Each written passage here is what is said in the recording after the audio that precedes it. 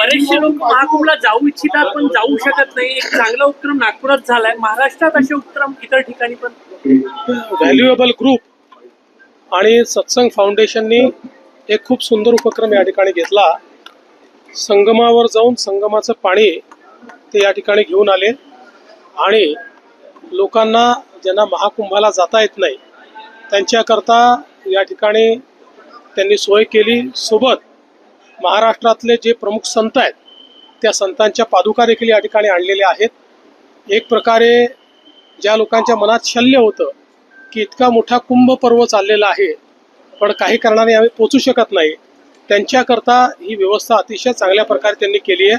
म्हणून मी valuable group आणि सत्संग फाउंडेशनचं मनपासून अभिनंदन करतो. दिल्ली में जो हादसा हुआ है क्या कहेंगे? 18 लोगों की मौत। देखिए, बहुत मैं ऐसा मानता हूँ कि ये दुर्दैवी इस प्रकार का हादसा है और इसके ऊपर सभी ने दुख व्यक्त किया है और आगे इस प्रकार की घटना न हो इस दृष्टि से प्रशासन निश्चित रूप से उचित कार्रवाई करेगी. लव जिहाद को लेकर महाराष्ट्र कमेटी बनवण्यात आली आहे. कमेटी बना रही है, क्या कहेंगे? ऐसा है कि सुप्रीम कोर्ट ने भी अपने निर्णय में लव जिहाद की वास्तविकता को प्रदर्शित किया है, एंडोर्स किया है और महाराष्ट्र जैसे राज्य में भी हम लगातार देख रहे हैं कि इस प्रकार की केसेस बढ़ रही है.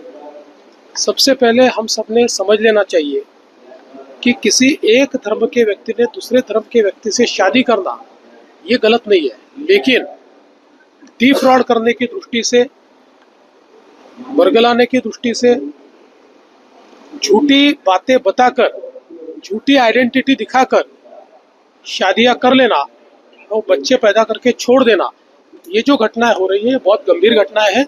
इसके ऊपर निश्चित रूप से कार्रवाई करनी पड़ेगी. मराठी असं आहे की लव जिहाद याची वास्तविकता सर्वोच्च न्यायालयाच्या निर्णयातही आलेली आहे.